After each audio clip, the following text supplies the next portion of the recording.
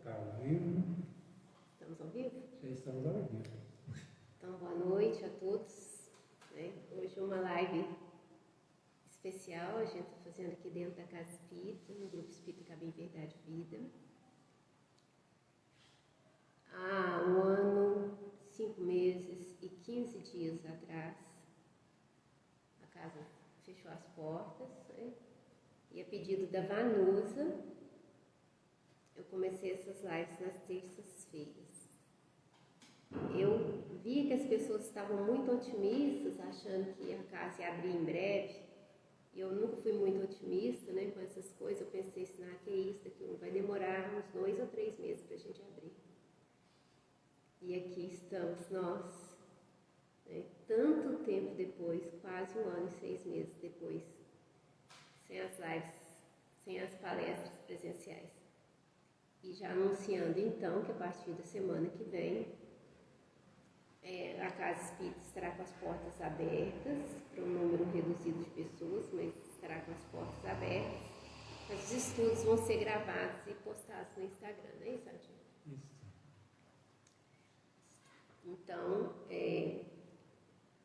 Então, como eu comecei, eu vou encerrar, Então, coincidiu da última palestra ser a minha, foi uma coincidência, não foi planejado isso, mas o último estudo, dessa forma, será o meu estudo.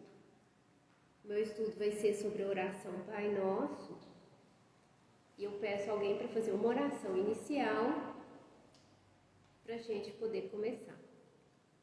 Você já fez? Você quer fazer de novo, Adinho? Eu posso fazer, estou mais próximo ao telefone, que as pessoas às vezes não podem ouvir direito.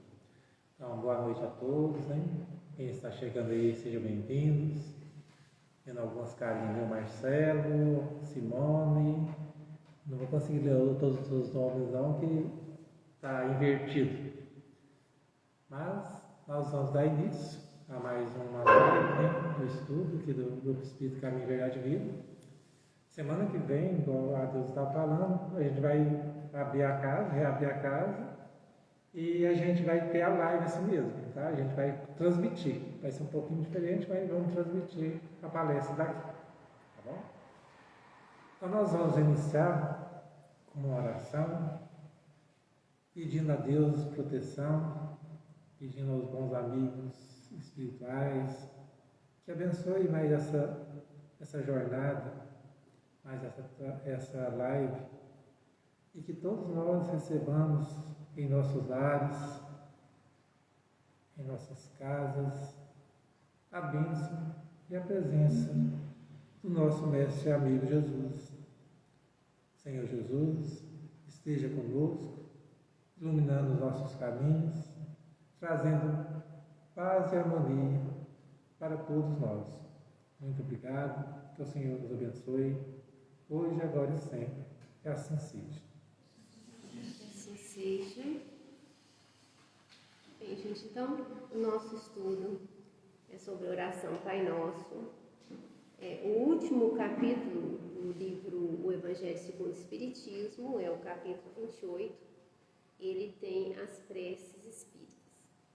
É sempre importante a gente ver como que Allan Kardec ele coloca essa ordem no Evangelho segundo o Espiritismo, Porque o penúltimo capítulo, o título do penúltimo capítulo é Pedi e Obtereis. Então, nesse penúltimo capítulo, os Espíritos e Allan Kardec vai pegando trechos dos ensinamentos do Cristo, os Espíritos vão dando ensinamentos a respeito da eficácia da prece, da necessidade da prece, como orar. Então, o capítulo chama Pedi e Obtereis, que é a fala Pedi e obtereis, batei e abrir-se-vos-á, buscai e achareis. E tudo reforçando o valor da prece e que a gente realmente deve manter esse contato com as forças divinas, com Deus, com Cristo, para que a gente tenha sustento nas nossas vidas. Então, depois desse último capítulo propriamente, desse penúltimo capítulo, que seria o último capítulo propriamente dito de estudos, vem o capítulo Preces Espíritas. que é esse capítulo Preces Espíritas? É um resumão da obra espírita, das leis morais que está no Livro dos Espíritos, porque as leis morais que estão no Livro dos Espíritos, elas são desenvolvidas aqui no Evangelho segundo o Espiritismo, e esse capítulo Preces Espíritas, o Allan Kardec vai ressaltando em cada tipo de prece os pontos, tipo um resumo e um foco da doutrina espírita. Quem fala isso não sou eu, é o próprio Allan Kardec, que no trecho aqui, ele fala assim, quando ele inicia a coletânea de preces espíritas, ele fala assim, que não há, pois, considerar esta coletânea como um formulário absoluto e único, mas apenas uma variedade em conjunto das instruções que os espíritos ministram. Aí ele coloca, é uma aplicação, esse capítulo, Preces Espíritas, é uma aplicação dos princípios da moral evangélica desenvolvidos neste livro. Quer dizer, depois que você desenvolveu, que você leu todo o livro, você vai ver a aplicação desses princípios da moral espírita nessas preces. Um complemento aos ditados deles, quer dizer, é um complemento aos ditados dos espíritos, relativo aos deveres para com Deus, e o próximo, complemento em que são lembrados todos os princípios da doutrina espírita. Então, esse capítulo Preces Espíritas não são fórmulas espíritas para que a gente fique repetindo assim, mas se a gente quiser orar, tem as preces gerais, tem quando a gente vai fazer oração por nós mesmos, quando a gente vai fazer oração por outra pessoa, por alguém que desencarnou, por alguém que está doente, por alguém que acaba de nascer. Então, são os modelos de preces espíritas, só que o Allan Kardec tem um cuidado de antes de cada prece, ele faz um prefácio, ressaltando um princípio da doutrina espírita naquela situação. Tá, é no final do livro, quem entende, quem chega no final já estudou todo o Evangelho segundo o Espiritismo antes. Só que nas preces gerais, que é a primeira parte que ele trata aqui das preces, os espíritos, dizem Allan Kardec, que a primeira prece que deveria ser colocada deveria ser o Pai Nosso. Por quê? No Antigo Testamento existem muitas preces, tem os salmos, tem muitos tipos de prece, mas no Novo Testamento, na Boa Nova, no Evangelho de Jesus, a única prece que Jesus ensina é o Pai Nosso. E o Pai Nosso, ele faz uma prece simples, ressaltando todos os princípios da lei judaica, quer dizer, não foge à lei, porque segundo os costumes do povo hebreu, a mais importante coisa era louvar a Deus, glorificar a Deus, que é os primeiros 3 mandamentos, dos 10 mandamentos. Os primeiros 3 mandamentos são louvores a Deus. Os outros 7 mandamentos aí já tem a ver com a nossa relação com outras pessoas, que começa no 4º mandamento, com honrar pai e mãe, depois eles vão desenvolvendo. Então, o que Jesus faz? Ele começa a oração Pai Nosso dentro de um princípio, que é o princípio elaborado pelo povo hebreu, que era de começar glorificando a Deus. Então ele começa, Pai Nosso, que estais no céu, santificado seja o vosso nome, venha a nós o vosso reino, que é a forma comum do povo hebreu começar uma oração. Só que, qual que é a diferença com Jesus? Pai, né?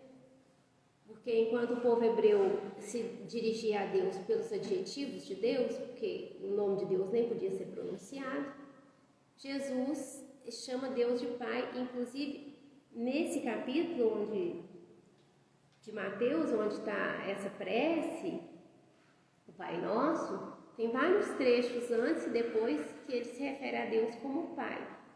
E também quando ele está no horto, quando ele fala, Pai, afasta de mim esse cálice, ele também se refere a Deus como Pai.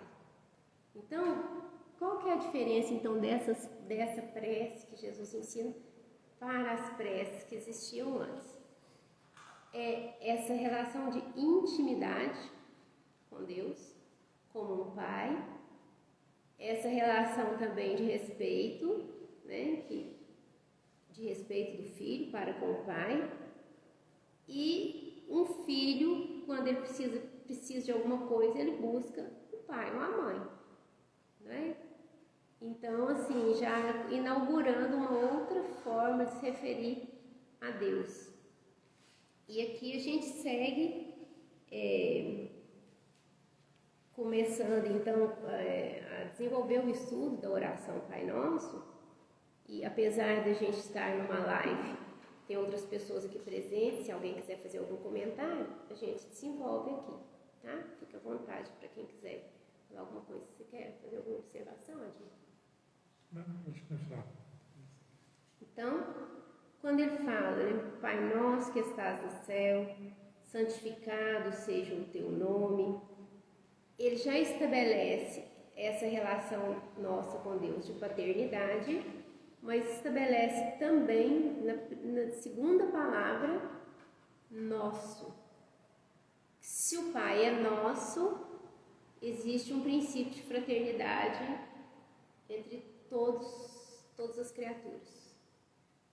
Algumas pessoas falam entre todas as pessoas, mas eu gosto mais de Francisco de Assis, quando ele reconhece esse princípio de fraternidade em tudo que foi criado, todos os seres.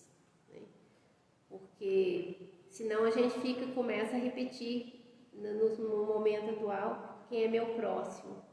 Que era a pergunta que os fariseus faziam para Jesus, né? Então, assim, há essa paternidade divina e é nosso Pai, e isso nos irmana a todos, porque se nós somos criaturas, nós precisamos de desenvolver esse sentimento de fraternidade que ele já coloca aqui, Pai nosso. Quando Jesus coloca o restante da frase, né, que estás no céu, santificado seja o vosso nome, ele está falando dessa harmonia do universo, né, porque ele está glorificando a Deus e a criação. Então, o Allan Kardec coloca aqui nesse parágrafo, em todas as obras da criação, desde o raminho da erva minúscula e o pequeno inseto, quer dizer, esse princípio de fraternidade que eu falei aqui, não é uma elaboração minha, é uma elaboração do Allan Kardec. Então, tudo que foi criado, pequeno inseto, até os astros que se movem no espaço. Então, tem uma ordem, tem leis que regem isso tudo é criação divina. É interessante também, nessa ordem, nessa criação divina, que no livro dos Espíritos nós estudamos as leis morais e tem várias leis, né, que regem a ordem do universo, e é estudado junto com o livro dos Espíritos, com os Espíritos, que essas leis, elas são leis naturais, né? Essa criação de Deus e as leis divinas não são leis esotéricas, assim, que a gente não tem acesso, são as próprias leis da natureza. Então, quando a gente começa a oração do Pai Nosso glorificando essa criação, Pai Nosso que estás no céu, santificado seja o seu nome, a gente já está assumindo que a presença de Deus está nas coisas comuns, na ordem de funcionamento das leis naturais comuns, e não nos milagres, né? Que a gente busca Deus nos milagres, que são as exceções à regra. E a presença divina como Criador de todas as coisas está exatamente nessa ordem que o universo funciona todos os dias. E é tudo tão comum que o comum não nos maravilha, né? A gente quer ficar maravilhado com o fenômeno, com a materialização, que também não é uma fuga à regra, muitos fenômenos espirituais têm as próprias leis que os regem, que são leis naturais também, mas é essa glorificação dessa ordem de tudo que foi criado do jeito que a gente vê todos os dias, né? Chuva caindo do céu, épocas secas, plantas estão florindo apesar da seca, anunciando um novo tempo, a nova temporada, né? As flores, está tudo tão bonito apesar da secura. Então a gente vê que nessa ordem da natureza está a paternal presença de Deus. Deus, falando aí dessa questão das leis naturais, Eu lembro que lá no capítulo 2 do Livro dos Médiuns, ele vem tratar dessa situação do maravilhoso, sobrenatural e do maravilhoso. Não sei se está invertido, mas ele fala dessa questão, né? Deus criou as leis deles são imutáveis, né? E são todas leis naturais. Nós que às vezes, devido à nossa, vamos dizer, inferioridade de entendimento, quando a gente não consegue entender alguma coisa, a gente acha que é algum milagre. A gente não tem explicação para aquela lei, acha que é um milagre. Mas é igual se fosse falada 100 anos atrás, que a gente poderia estar falando através de um telefone tão pequenininho, transmitido para milhões de pessoas, né? Poderia estar transmitido para milhões, hoje são poucas pessoas. Para milhões de pessoas. Está disponível para milhões, não está assistindo realmente. Mas aí, assim, quem imaginaria há 100 anos atrás estaríamos nessa situação que nós estamos hoje, né? A gente pegar um telefone, a gente não entende como funciona o telefone, como que ele pega uma imagem, um som e transmite para muitas pessoas, e nem assim a gente acha que é um milagre. A gente não considera um milagre, mas se algum espírito aproxima e fala, ou a gente sente a sensação dele, muita gente acha um milagre. E não é bem assim, né? Tem toda uma regra da natureza, está tudo dentro das leis da natureza, da lei divina. Inclusive até nas palavras, né? Que a palavra mundo quer dizer ordem. Quem causa a desordem é o ser humano, quando a gente deixa as coisas imundas. Né? Então, assim, até esse princípio do nome das coisas, o mundo está em ordem, né? Agora, nós temos o livre-arbítrio, nós damos conta de tornar o mundo imundo, né?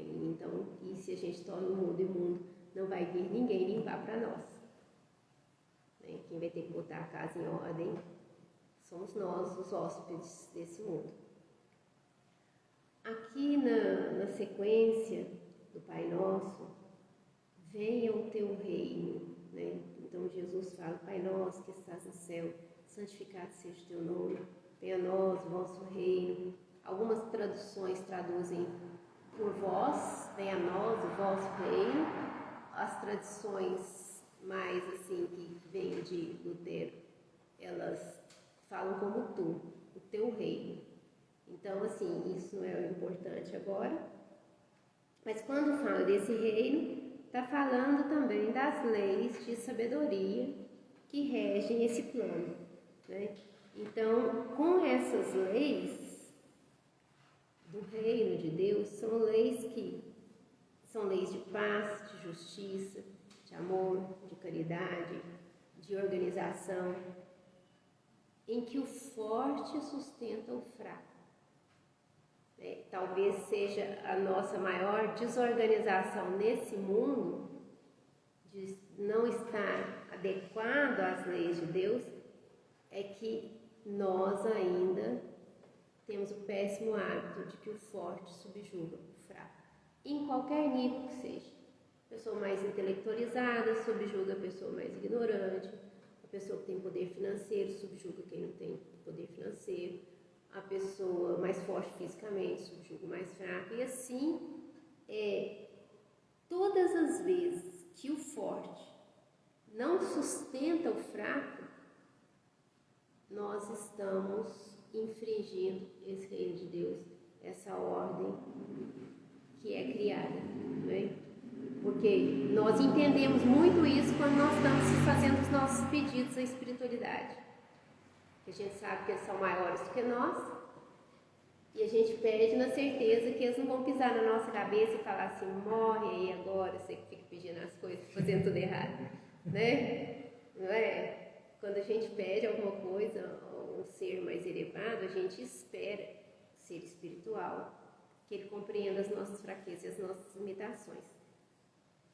E aqui já começa a nossa inadequação ao reino de Deus, porque basta a gente ser maior em qualquer aspecto, que a gente esquece que o princípio desse reino, do que é o princípio da justiça, da paz e da fraternidade, é o forte amparar o fraco. O que tem fé amparar o que não tem fé. E por aí tem inúmeras, a gente poderia discorrer de inúmeras formas, possibilidades, e ver na nossa vida também, toda vez que a gente está causando essa desordem, toda vez que a gente está infringindo esse reino de Deus, as leis de Deus. Porque se a gente não tivesse infringindo essas leis, a gente não estaria aqui. Deus, vou fazer uma observação. Se precisar se repetir depois. Tá, pode fazer. Isso é bem conciso. E Jesus, nesse momento, quebra o paradigma que o reino não é um lugar para ir. Não. O reino é um estado íntimo que vem, que se instala. Então, quando ele fala, venha a nós o nosso reino, ele quebrou o paradigma, embora até hoje a grande maioria da humanidade acha que tem que ir para o reino. Não vai de jeito nenhum. É muito bem colocada essa observação sua. Porque é o reino de Deus que tem que vir a nós, né? Que se a gente... O reino de Deus só pode vir a nós com a nossa permissão e com a nossa vontade. Ele não vai cair de paraquedas na nossa cabeça.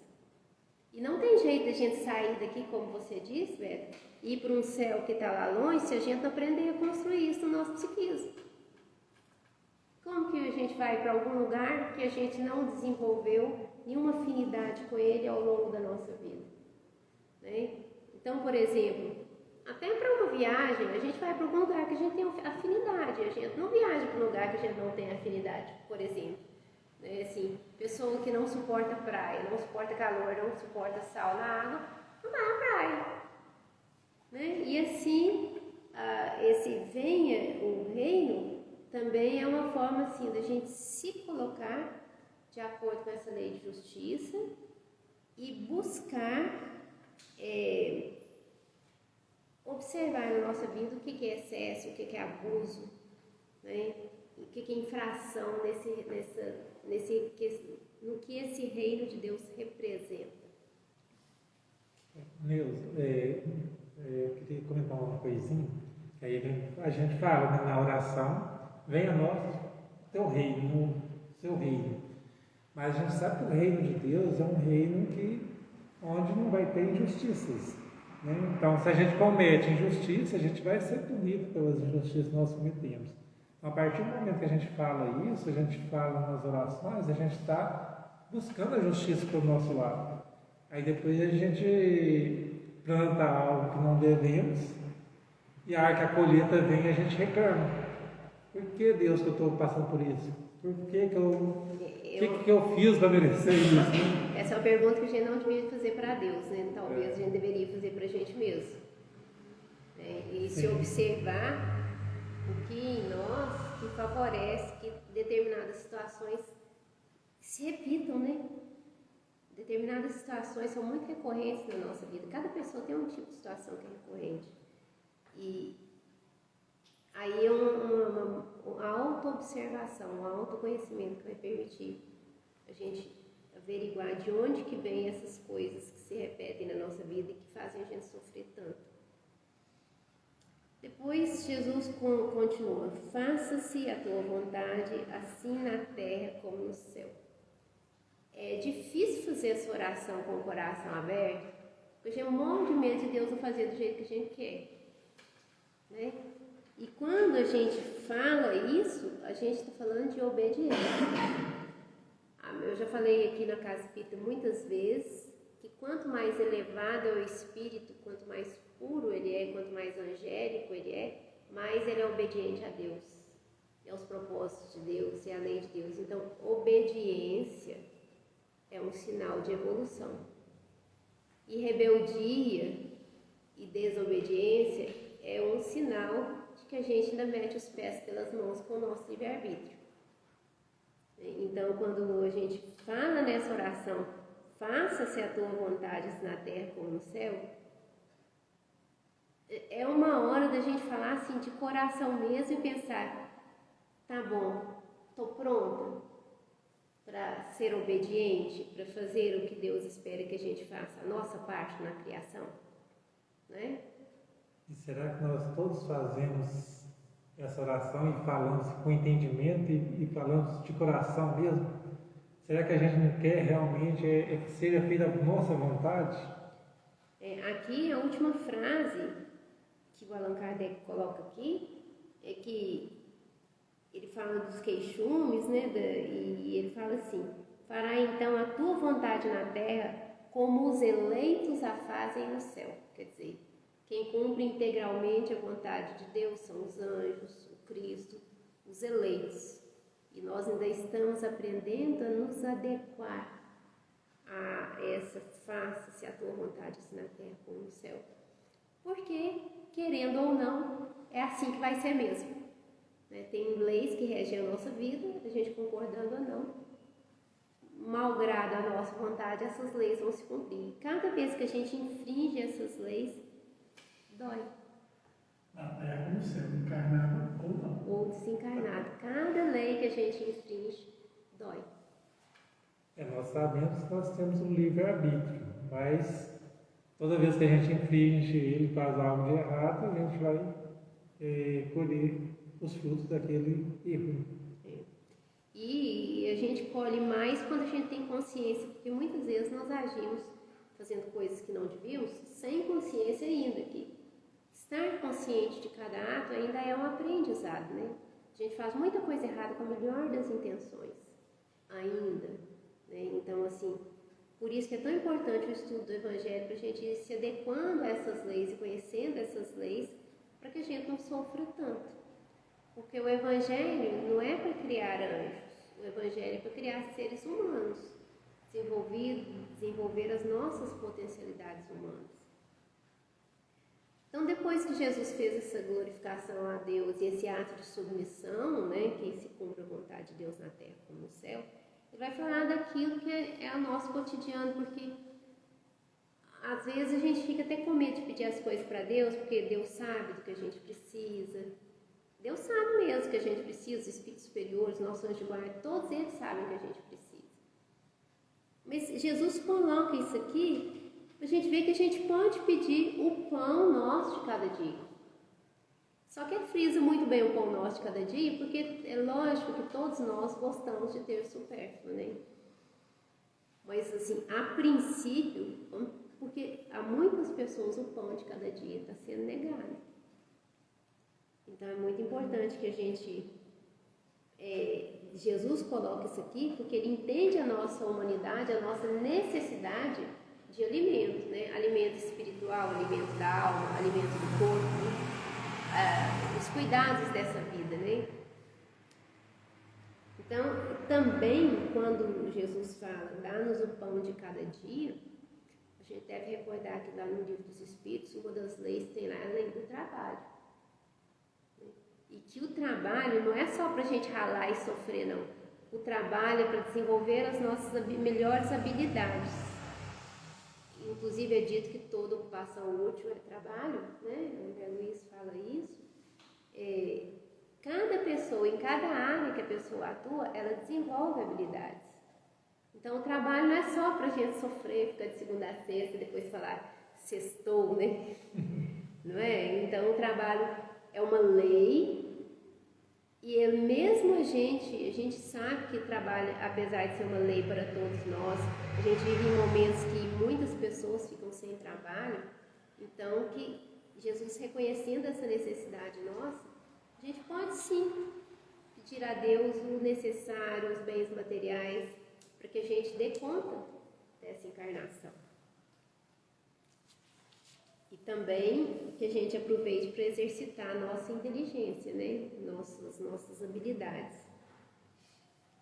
Esse item aqui, ele é muito longo, esse item do pão nosso de cada dia. Eu não vou estender muito nele não, porque senão não vai dar tempo de falar as outras coisas, né? Está com 30 minutos. Tem 30 minutos ainda? Não, mas... Já falei 30. Falou 30. Então, realmente, eu não vou me estender muito nesse pão nosso, não. Mas o Allan Kardec, ele fala dessa lei do trabalho que o homem está submetido.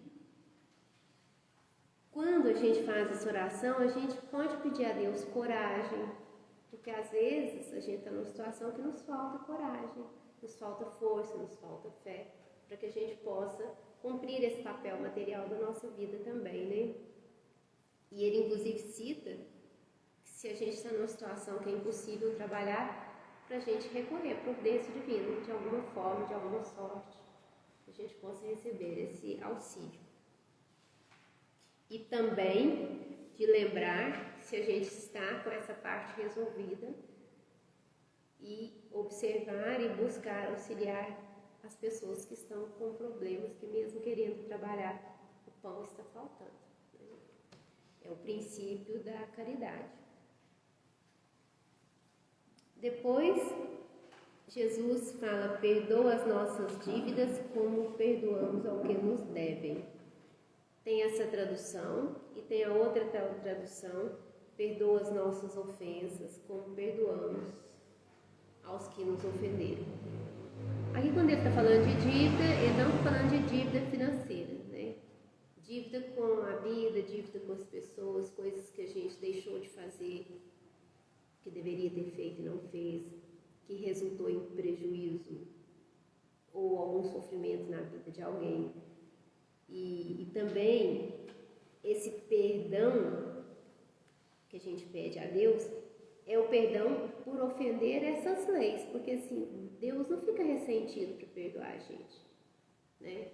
Fica chateadinho porque eu cometi um erro, isso não acontece. Mas eu tenho que pedir perdão para que eu reconheça que eu preciso me adequar a essas leis, porque perdoar as nossas ofensas, assim como perdoamos a quem nos tem ofendido. Aqui já tem um pedido casadinho aqui, né? Assim como perdoamos a quem nos tem ofendido, assim como perdoamos aqueles que nos devem.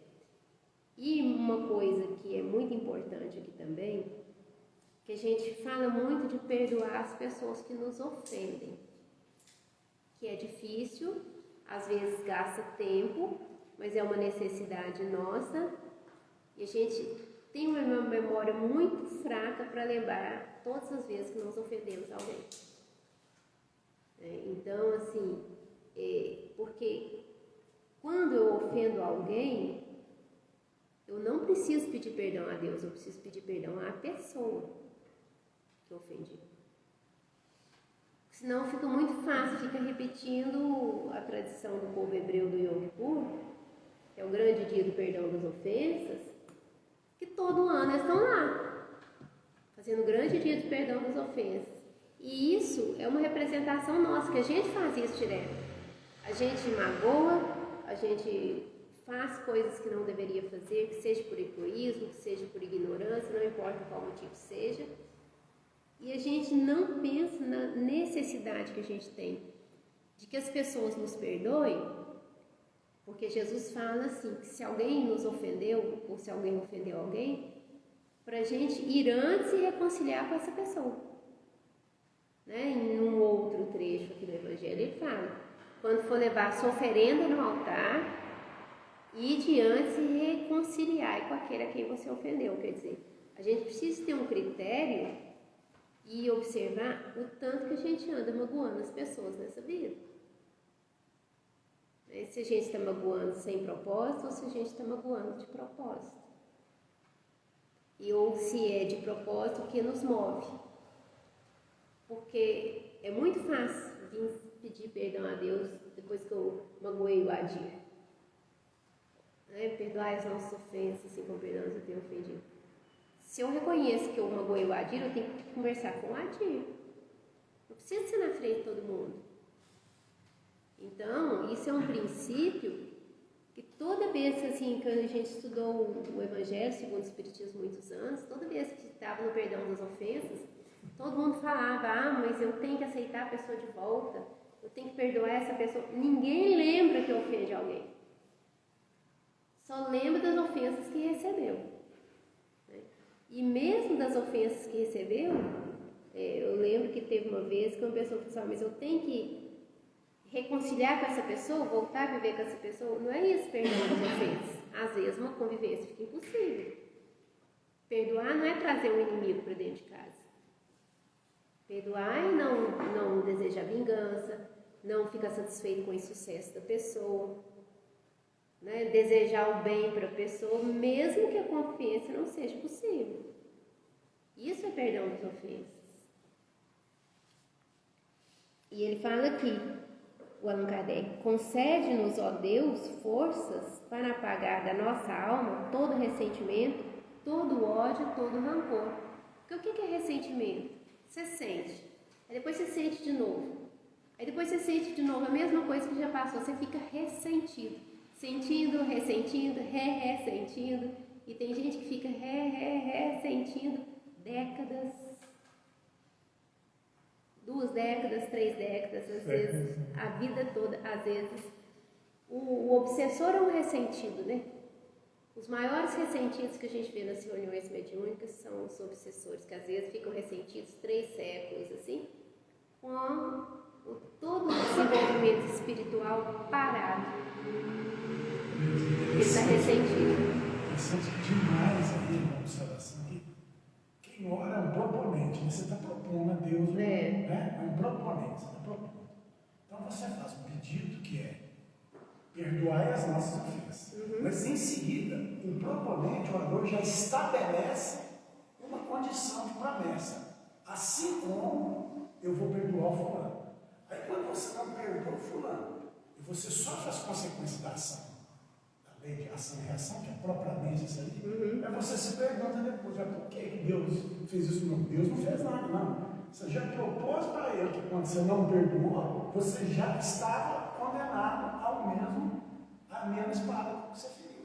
E isso fica muito, isso que você está comentando, fica muito claro nas parábolas de Jesus, quando ele vai falar daquele homem que devia uma fortuna, né, 10 talentos para um homem muito rico, pede perdão porque não conseguiria pagar nunca, era uma dívida impagável, e esse senhor muito rico perdoa, mas ele não perdoa uma dívida pequenininha que outra pessoa tinha com ele, né? E aí o Senhor chama servo mau, né? Eu te perdoei uma dívida grande, você não perdoa uma dívida pequena.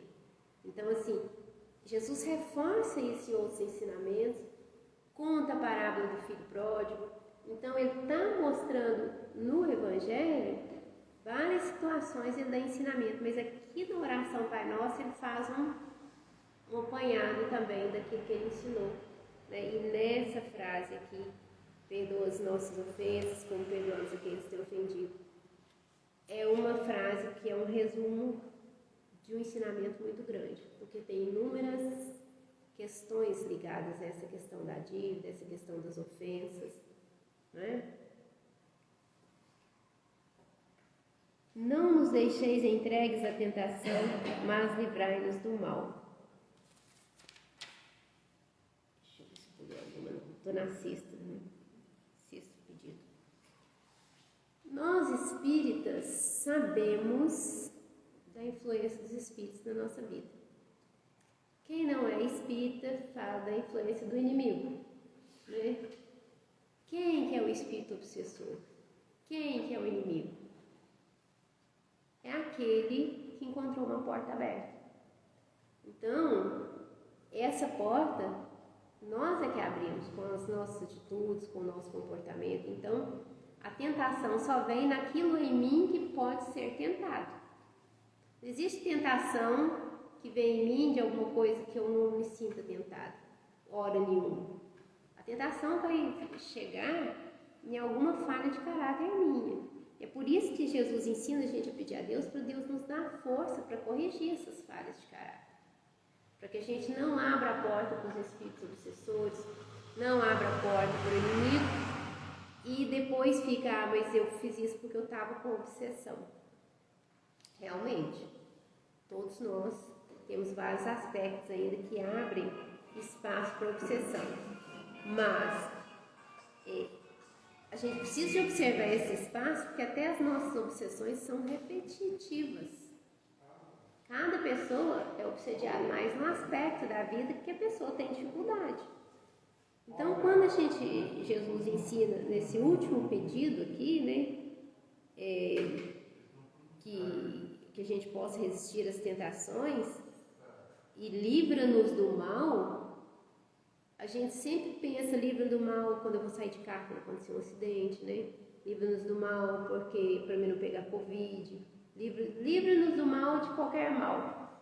Mas o único mal que pode nos fazer sofrer é o mal que existe em nós. Porque os outros males, a hora que passa a situação, o mal passa. Né? Eu tomei a vacina AstraZeneca, né?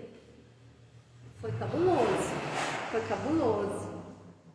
Passei um mal-estar assim, de desesperar mesmo, sabe? Uma noite e um dia seguinte. E passou. Né? Agora, se há um mal que eu crio, porque ele vem, porque eu tenho aquele aspecto na minha vida que eu ainda não dei conta de resolver, ele não passa. Ele é recorrente, a gente vai estar sempre tentado naquela questão. E se a gente não observar, a gente gasta a vida inteira. Às vezes a gente veio para resolver uma coisa que é o aspecto mais importante para essa encarnação e passa batido, porque toda hora a gente está tentado. Né? Deixa eu ver o que o Allan Kardec fala aqui. Cada imperfeição é uma porta aberta. Partindo do princípio que somos todos imperfeitos e muito imperfeitos, nós temos muitas brechas, muitas portas abertas por onde essa tentação e esse mal acham espaço para entrar. E o que mais que ele diz aqui? É inútil tudo que possamos fazer para afastá-los. Afastá-los de quem? Os espíritos obsessores, né? O inimigo, como as tradições falam. Se não lhes opusermos decidida e inabalável vontade de permanecer no bem. Então, a única coisa que realmente pode nos afastar das tentações é uma decidida e inabalável vontade de permanecer no bem. E lógico, e pedindo a Deus para dar essa força, essa coragem de permanecer no bem. Permanecer no bem não é ser bonzinho. Porque às vezes algumas pessoas nos pedem coisas, se a gente fizer, a gente está agindo contra a nossa ética. Então, não é fazer tudo que as pessoas esperam de nós. É agir de acordo com a consciência, e de acordo com a lei divina, e de acordo com o que a gente já sabe de lei que Jesus vem ensinar. Então, por isso que o Allan Kardec coloca inabalável vontade de permanecer no bem e absoluta renunciação ao mal. Enquanto isso não acontecer, a gente sofre tentação. Deus, a respeito disso, às vezes eu recebo muitas ligações de pessoas que às vezes não conhecem o Espiritismo, né? Às vezes só ouvem falar e acham que a gente faz algum trabalho ou desfaz algum trabalho e vem procurar a casa espírita nesse sentido, né? Fala assim, a maioria fala, eu fui numa cartomante, eu fui numa pessoa que benze, eles falaram que alguém fez um mal para mim, alguém fez um trabalho para mim, uma macumba para mim, né? E eu queria saber se tem como desfazer, como que faz, e começa a contar as histórias. E a maioria que às vezes nos procura, que às vezes não conhece, tem essa invenção que o Espiritismo vai tratar dessa forma. E aqui já fica bem claro, né? O espírito que às vezes vem nos perturbar, vem fazer algum mal, ele só nos pega em algo que a gente dá pega, né? A gente dá abertura. Então, assim, às vezes as pessoas não conseguem compreender isso. E realmente, às vezes elas não têm o conhecimento, não têm o entendimento. Por isso a necessidade, às vezes, de buscar realmente o estudo mais aprofundado, né? Buscar mesmo que é realmente a doutrina espírita. Porque às vezes as pessoas às vezes, só ficam o que os outros falam. Aí tudo para eles é espiritismo, tudo para eles é espíritas. Não, sim, tem definições, né? Muitos aí, o espírita mesmo, na verdade, deveria estar seguindo as obras de Kardec, que é as obras dos espíritos que Kardec codificou para nós. Isso é o espiritismo, os outros é espiritualismo.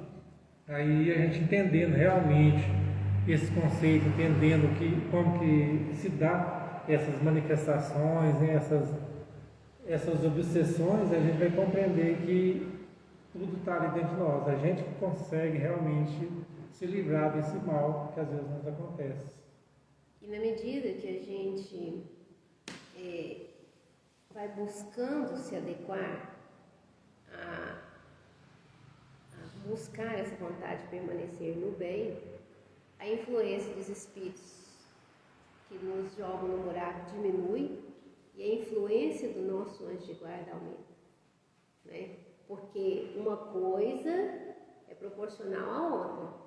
É como se fosse colocando peso na balança. Você coloca aqui um obsessor com peso bem pesado, mas você vai colocando do outro lado as suas determinações que vão de permanecer no bem. Chega uma hora que essa balança do lado da força de vontade de permanecer no bem, ele fica mais forte do que as outras forças. E aí a gente faz mais contato com o nosso anjo de guarda, mais contato com Cristo, mais contato com Deus. Então, quanto mais, ou melhor, quanto menos a gente conhece das leis que estão descritas por Jesus no Evangelho, e quanto menos a gente se adequa a essas leis, mais a gente abre portas para a tentação. Quanto mais a gente busca com sinceridade,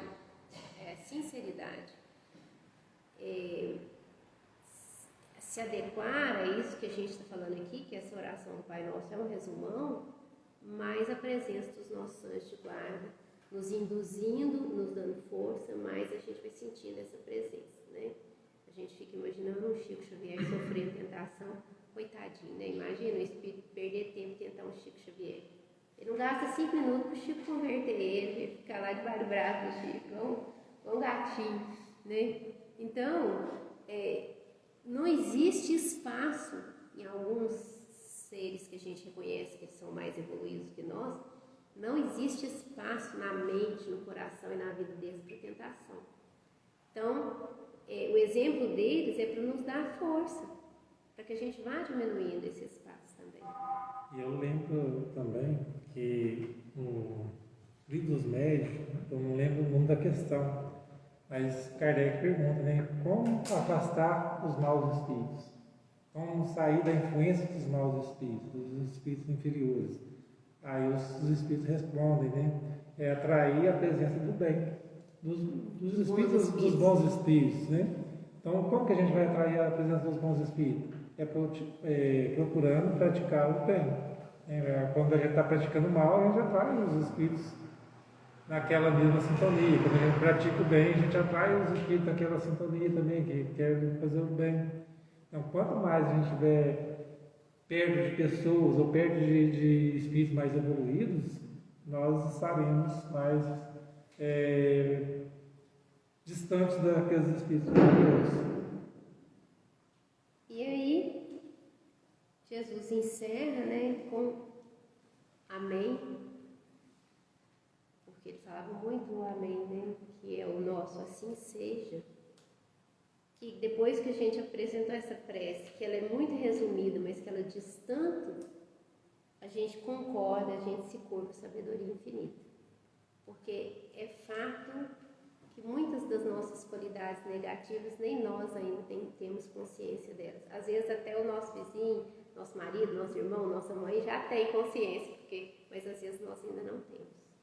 Então é importante que a gente, além de se observar, a gente encerra essa prece do Pai Nosso com assim seja, porque de qualquer forma a vontade, a lei da ordem vai prevalecer.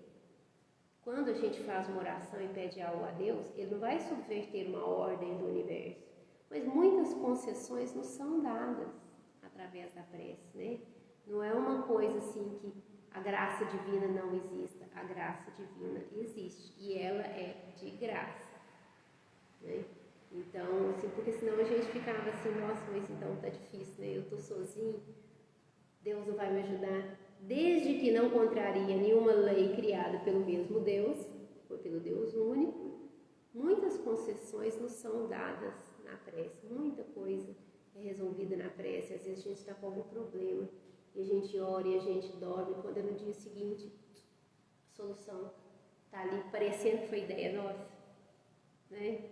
Então, para isso é importante que a gente fale esse amém, fale esse assim seja, de coração, confiando que lá no princípio Jesus chamou Deus de Pai, porque Abba, no aramaico, Jesus falou essa prece em aramaico,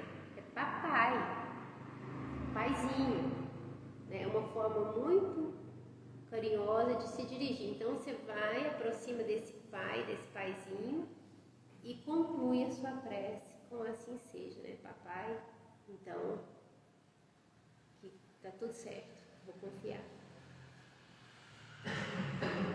E para encerrar, depois vem as outras coletâneas de preces aqui no Evangelho, né? Que tem preces, modelo de prece para fazer em reunião espírita, que é a próxima prece.